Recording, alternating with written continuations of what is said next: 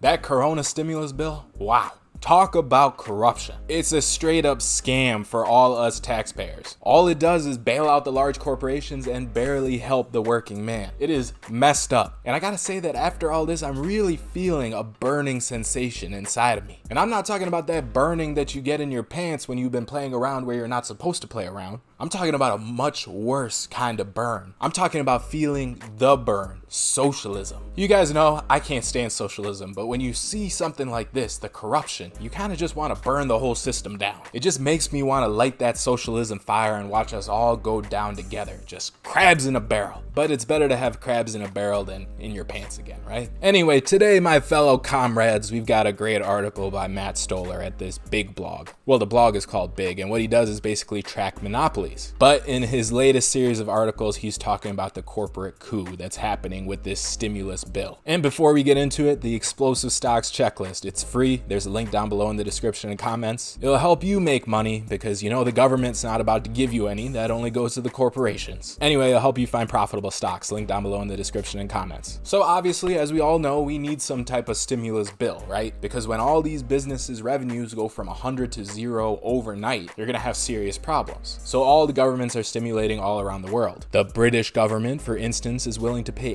80% of worker wages during this downturn. See, the goal is get money in the hands of the working man so he could keep spending and survive. And through the working man's survival, everyone survives. That's how an economy works. So all stimulus should be focused on those people that lost their jobs. But in the US, our leaders seem to be falling prey to what can only be called a corporate frenzy of favor seeking. As one lobbyist said, anytime there's a crisis and Washington is in the middle of it, it's an opportunity for guys like me. That's a big problem with our political system, all these slick and slimy lobbyists. Every politician is in somebody's pocket. That whole thing should be reformed, but it's not gonna be because who has all the money? The companies that hire the lobbyists. So politicians, just like what's happening in this bill, they start catering towards the corporations instead of the people. And the people are who elected them. Now I'm recording this before the bill has fully passed, so as we go through it, we don't know for sure what the details are gonna be because you only find out last minute. And even then, it's all super convoluted and there's a lot of stuff hidden. But let's take a look. So first up, we got Boeing. The aerospace giant wants a $60 billion bailout. But do you think that they need this bailout because of coronavirus and what happened recently? No, most of this bailout is going to fuel all the stupid stuff that they did before the crisis. Boeing is a terribly mismanaged company that produced the 737 MAX airplane that just keeps crashing and has so many problems, and then a bunch of defense and space products that don't even work. And on top of that, instead of using money to figure out their R&D problems, they paid out $65 billion in stock buybacks and dividends over the last 10 years. And even before this coronavirus thing happened, they were drawing down their credit lines, constantly borrowing to fix their problems. But they get a nice bailout even after all this mismanagement because they're so politically connected. If you look at their board, they got Caroline Kennedy on there, Ronald Reagan's chief of staff, a former US trade representative. All these people that are going to ensure that they get their money so that the taxpayer gets to foot the bill for all the stupid stuff they've done. Now here's the thing about a company like Boeing. You should not be bailing them out. You should let them fail just as capitalism dictates and then let them restructure in bankruptcy. That's the point of bankruptcy. And yeah, there's the argument that they're an essential business. You can't have flights just not working, right? But even in bankruptcy, the government could give them bridge loans to keep operations functioning. What will happen though if you let them go bankrupt is that shareholders and the executive board, they all get wiped out, which is exactly what should happen when a company is this bad. When you spend $65 billion in stock buybacks, what are you doing other than pumping up your stock price? And who benefits from a higher stock price? Shareholders and then the executives, because they have all their bonuses and payment tied to how high the stock price is. So now if you give them a bailout, what they're going to do is just plug up their balance sheets, fix all the stupid stuff they've done by just throwing the government's money at it, the taxpayers' money, while at the same time continuing to pay their executives and then laying off the working man once again. You shouldn't be rewarded for short-term thinking, but that's exactly what's happening when you get bailed out every time you fail. It's corporate socialism, the worst kind. And there's an argument that these executives had a fiduciary responsibility to their shareholders. But I hate that argument. I think it's all stupid because I think a company has a responsibility first to their customers and then second to their own employees. The shareholder should be an uninvolved uninvolved third party making a bet on the company. You're putting your money there because you believe in what the company is doing. You shouldn't have an opportunity to muck up their operations. But that's where the debate happens, right? Because it might not actually be Boeing's fault, but it might be our entire system's fault. All the incentives are screwed up. Because think about it this way, the way things work is that, yeah, each company and their board of directors do have a responsibility to shareholders. And if you're a public company that's keeping too much cash in reserve, all your shareholders start getting mad. They're like, you better pay that out in dividends or do buybacks or do something with that cash. Or the last option is maybe invest in something like R&D. And of course, whenever you get your favorite hedge fund manager or activist investor involved, they're always pushing for buybacks because they all want their share prices to go up. And again, if you don't do that, if you decide to keep a bunch of cash, you're just going to get removed as an executive off the board and you're going to get hammered in the stock market. You don't get rewarded for being conservative and holding cash for a rainy day or investing in your product. Is that right? I don't think so. That's why I think this whole fiduciary thing is stupid. So what's the way to change it? If you need to change the system, then let these companies get wiped out in a crisis like right now. If shareholders are wiped out, then maybe they won't be pushing for buybacks all the time. They'll push for smarter, more conservative management to weather through these storms. But I don't know. That's my opinion. Let me know what you think in the comments, because these constant bailouts to me are just so stupid, especially when the company has made so many stupid decisions in the past. But you know the bailouts don't start there. There's all this random stuff packed into this bill. Defense contractors, they want their payments sped up. They want to widen some big loopholes to get them more money. Elon Musk and Jeff Bezos, they want $5 billion in grants to keep our space exploration open. And they want some tax credits from the IRS. I love Elon and Jeff, but is this really necessary right now? Same with these defense contractors. What the heck? But it doesn't stop there. You know, every corporation wants a bailout. Hotels want $150 billion. You know where I live, just off the freeway, there is a cluster of 4 hotels, all right next to each other. They all like share a parking lot. And that's a parking lot that has no cars in it ever because no one's staying there. It's the worst location. Can't we afford to lose 3 of them? Are you telling me that hotels perfectly gauge demand and built the correct amount, that they can't take some hits and clean up all the bad spending they've done? And you gotta love our off-brand Anderson Cooper hedge fund manager, Bill Ackman, because he bought up a bunch of Hilton stock because he knows a bailout is coming for him. It's so funny that Hilton's complaining about almost going bankrupt. I mean, can't you just get your girl to make another sex tape and then just transition to reality TV like the Kardashians did? This is capitalism. You have to adapt. The beer industry, they want a $5 billion bailout. I mean, everyone loves beer, but is this essential right now? What it is probably a bunch of companies that missed the White Claw trend and now they're suffering and want money. See, the key to any business is to cater to women. Why do you think White Claws took off? And the thing is, if you cater to women, the men will just follow along because they just want the women. Even on this YouTube channel, why do you think I'm so good looking? Is it just to be good looking?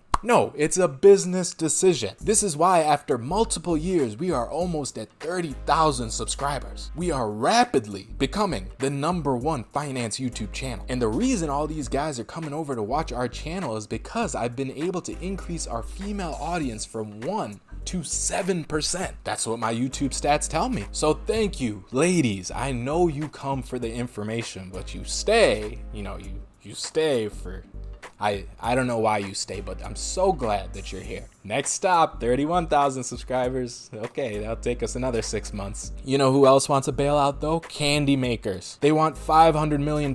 For what? Candy makers are supposed to be recession proof according to my economics textbook because they're confections. Clearly I need to rip up my expensive econ degree because this is going against everything I've ever learned. Candy makers getting bailouts. Come on. Oh, and Adidas. Oh, Adidas wants some. They want to make a provision allowing people to use pre-tax money to pay for the gym. So we got off-brand shoe companies getting all uppity. Who do you think you are, Adidas? Nike? Then we got meat packers wanting a bailout. Importers want something. Sure, just everybody pile in. Everybody get exactly what they want because it's a crisis time, right? Let's take advantage. Perfume companies, they deserve a bailout, right? Because people, they're only going to smell worse in a recession, right? Lack of showers. Everyone's at home quarantine. The place is going to smell. Perfume companies, you get a few billion. Electric scooter companies, what about you guys? chance. Of course, there was no chance you were going to survive because you never had a viable business model in the first place. But hey, in tough times, people need something to break, and they already love abusing your scooters. So you know what? Let's keep doing that. Let's make the people happy. And GameStop, hey, how about you? Would you like a bailout? Because clearly you guys didn't make enough money from trying to screw over kids like Little AK by offering them $2.12 for their most beloved video games, and then turning around and flipping them for 20 times that. How about we give you a bailout of $2.12? How do you like that, GameStop? Screw you. Burn in hell. I'm so glad digital took you out. See, the thing is, in a bailout, yeah, you should be supporting some industries, because industries, those are where everyone's working. That's where all the money comes from, right? So we don't want the productive capacity to fall apart during the pandemic. But the key to supporting these industries is strict conditions. That way you don't have power consolidated in the hands of the monopolists who have the best lobbyists so they can get all these deals. Jim Cramer, for instance, is worried that after this pandemic, America will just have 3 retailers. And he's talking about Costco, Walmart, and Amazon, because those seem to be the only guys that are surviving as the mom and pop and smaller stores are closing left and right. And that's what happens because you're bigger, you have that power. But that's not necessarily good to just have 3 retailers, because where's the competition? So here's just a taste of how this whole thing works. So for example, Mitch McConnell, he's a big business guy, so he plays it a certain way. He refuses to aid workers. That's the stance he's taking, so that when Democrats are negotiating with him to get unemployment assistance and social welfare, he knows that they'll be so focused on that if he's taking the public hostage by denying assistance, the Democrats aren't going to pay attention to the huge corporate bailouts that he's going to sneak in. Plus, the Democrats know that they could hand out those favors to big businesses as long as they could talk about how they got larger checks for workers. So it's all convoluted, no one's looking out. That's politics, right? So again, in this bill, there is going to be important stuff for workers, hospitals, cities, small businesses, but the question is always what else the bill includes, because everyone's trying to take advantage. So yeah, it's a $2 trillion deal, right? But at the end of the day, it might be more like 6 trillion or 10 trillion because of all the little deals that are getting made and what's getting leveraged. Again, what they tout is not necessarily what happens. There's a lot of stuff buried in the bill. For example, when they stuff the bill full of boring sounding slush funds that no one's going to pay attention to. Special purpose vehicles, ABS, TALF, FDIC bank guarantees. So yeah, you get 50 billion to airlines and you get a bunch of billion to all these businesses critical to national security, but where the bill goes up to 6 to 10 trillion is on all this stuff that they're doing for Wall Street. Now here is where I don't necessarily agree with Matt, who's the author of this article. So he's talking about how this is all bad, an additional 4 trillion from the Federal Reserve in lending power so that they could help the corporations and banks. Bailout, authorized bailouts of money market funds, government guarantees of trillions of dollars of risky bank debt. So he sees this as all bad, as a Wall Street bailout, which is kind of true, but at the same time, you know, if you've watched our previous videos, we always talk about liquidity and how important it is. Remember the fallen angel theory, that if these oil companies, because oil prices are so low, if they start defaulting and they can't pay their loans to the banks, it's like a domino that topples over everything, and then you have a severe banking crisis like 2008. So by guaranteeing some of these things, the banks, the corporations, the loans, they help liquidity stay in the market, which is very important. You can't let liquidity dry out. Again, it's not necessarily right because all these corporations shouldn't be so leveraged out of their minds, but again, we talk about this, it's the system. And what do you do now? Some things you can't let fail completely, like you can't let liquidity fail. So I agree with that, right? Supporting the liquidity, but of course there's going to be people that take advantage. And yeah, it's going to be Wall Street people. For example, the Federal Reserve hired the largest asset manager in the world to run its multi-trillion-dollar bailout. So the bailout is already privatized with a conflicted operator before it's even started. And you know who the largest asset manager in the world is? BlackRock. The most ominous sounding name. Maybe I've been playing too much Witcher lately, but I immediately think of Nilfgaard and their army. Of course, there's going to be conflicts of interest when they're an asset manager themselves. They can front run a bailout. Now, I don't know why you would even pick such an evil sounding name like BlackRock for your company. You know, do you just want people to point their finger at you? Like, do you want to draw attention? But then again, this is the guy who started it,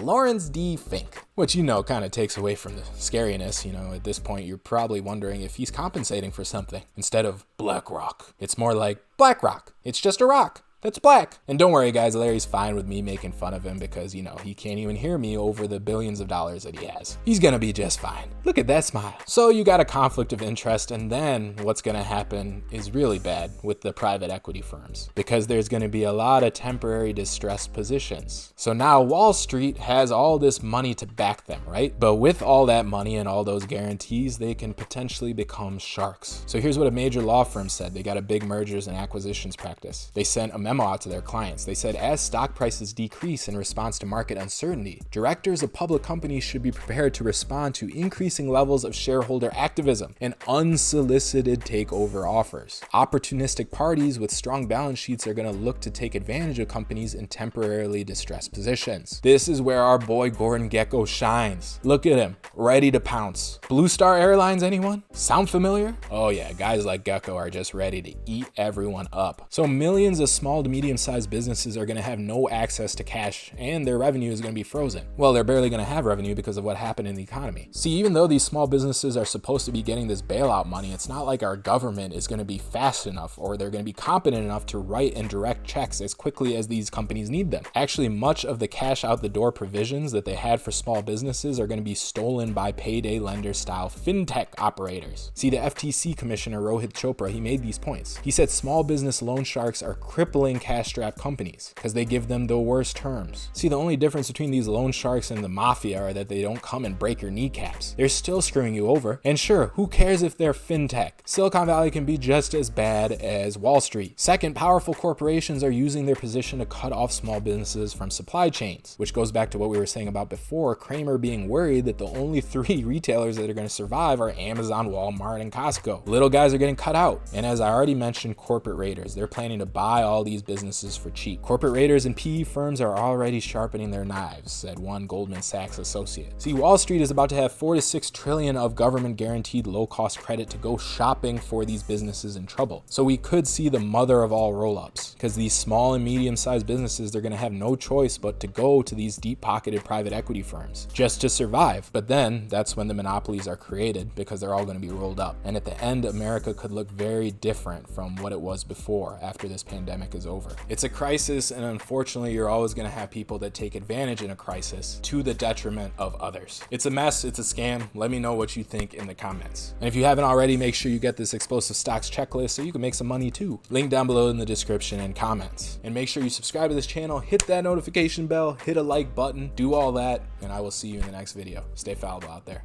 Bye.